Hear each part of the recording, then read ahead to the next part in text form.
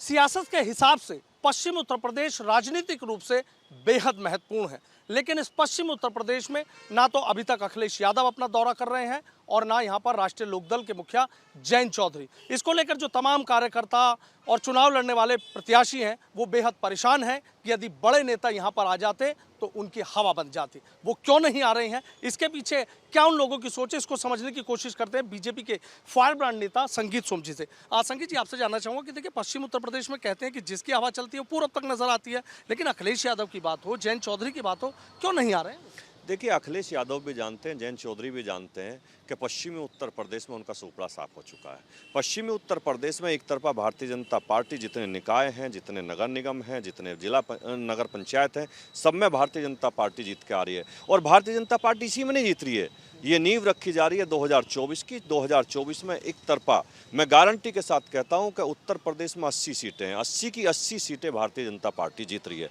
अखिलेश यादव इसे अच्छे से जानते हैं कि पश्चिम में क्या होने जा रहा है, इसलिए वो यहाँ से बच रहे नहीं आएंगे। अच्छा, जिस तरीके से विधानसभा चुनाव में कि भी दो लड़कों की जोड़ी आ गई या हवा बदल रही है, अगर 2024 की आप बात कर रहे हैं, लेकिन निकाय चुनाव भी तो महत्वपूर्ण है, क्या मतलब सोच हो सकती है? उनके तमाम प्रत्याशी परेशान हैं और मुख्यमंत्री तो शुरुआत सहारनपुर से कर चुके हैं।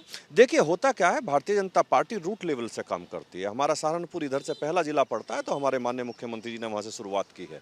मैं आपको एक चीज़ बता दूँ, अखिलेश यादव डिक्टेट कर रहे हैं एक तरीके से जयंत को। वो चाहते हैं कि जयंत को डिक्टेट करके उससे काम कराऊं। जयंत भी मुझे नहीं लगता उस माहौल में काम करना चाहते हैं। मैं आपको गारंटी के साथ कहता हूं कि जयंत जैसे पहले करा, आदमी किसके, समाजवादी पार्टी के, टिकट किसका, लोकदल का, वो आज भी समाजवादी पार्टी के लिए काम कर रहे हैं। तो जयंत चौधरी आगे से ये काम थोड़े ही करेंगे।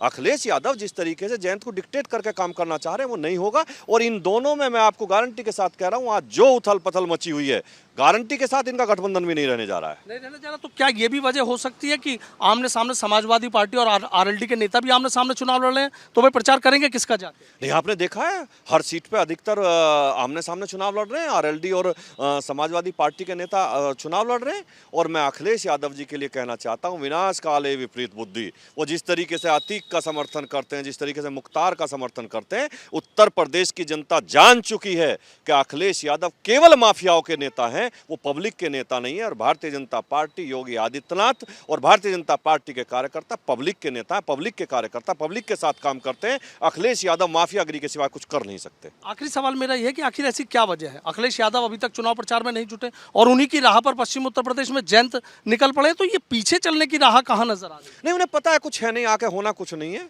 और कुछ भी नहीं होना है। मैं गारंटी के साथ कहता हूं, जैसा का अभी कहा, हर सीट पे भारतीय जनता पार्टी जीतने जा रही है। Bharatiya Janata party law and order पे चुनाव लड़ रही है, विकास पे चुनाव लड़ रही है, सबका साथ, सबका विकास, सबका विश्वास, इसी के साथ पार्टी चुनाव लड़ रही है और एक तरफा जीत के जाएगी। अच्छा, एक सवाल और मेरा ये है कि पश्चिम उत्तर प्रदेश के तमाम बड़े नेता हैं कि जिनकी प्रतिष्ठा दांव पर लगी है। भाई, मेरठ नगर निगम की बात कर लें या सहारनपुर नगर निगम की बात कर लें और भी नगर पंचायतों की, नगर पालिकाओं की बात कर लें, तो हर जगह सहारनपुर में भी तमाम मंत्री हैं, बागपत में भी हैं, मेरठ में भी हैं, तो सबकी प्रतिष्ठा दांव पर लगी। तो आपको लग रहा है कि इस प्रतिष्ठा को बचा पाएंगे सब? हर हालत में प्रतिष्ठा बचेगी और हमारी प्रतिष्ठा, हम कार्यकर्ता हैं, यहाँ नेता कोई नहीं है, कोई मिनिस्टर नहीं है, कोई नहीं है, हम सब कार्यकर्ता हैं। भारतीय जनता पार्टी का प्रत्येक आदमी कार्यकर्ता की हैसियत से काम करता है और हम सब कार्यकर्ता की हैसियत से काम कर रहे हैं। आप निश्चित समझिए, सबका सुपड़ा साफ है, एक तरफा भारतीय जनता पार्टी जीत के आ रही है। और मेरठ की अगर बात करें तो मेरठ में हमारी समाजवादी पार्टी या लोकदल कहीं चुनाव में नहीं है। हमारी लड़ाई बसपा से है, बसपा के साथ हम, क्योंकि पहले ही भी बसपा का यहाँ मेयर है, हम बसपा के साथ लड़ाई लड़ रहे हैं और बसपा को हरा के दिखाएंगे। यहाँ समाजवादी पार्टी में आपसी गुटबाजी आप भी देख रहे हैं, मेरठ में नेताओं के बयानों में तल्खी है। अतुल प्रधान की बात हो, उनके सामने रफीक अंसारी की बात हो, वो भी कह रहे हैं कि भाई सम्मान सबको चाहिए, जंगल में घूमने से कोई अकेला मालिक नहीं हो जाता। शायद मंजू साहब है, वो भी अभी तक चुनाव में नजर नहीं आए। नहीं, देखिए, समाजवादी पार्टी यहाँ चुनाव में है नहीं ना। जब समाजवादी पार्टी चुनाव में नहीं है तो वो घूमेंगे क्यों? यहाँ बसपा की और भाजपा की लड़ाई है, पहले भी यहाँ बसपा और भाजपा की लड़ाई थी।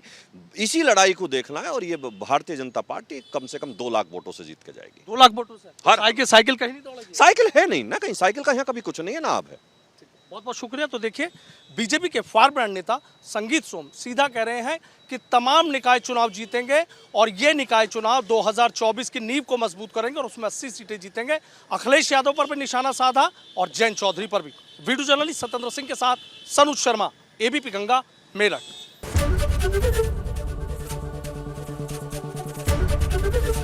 एबीपी गंगा, खबर आपकी, जुबान आपकी।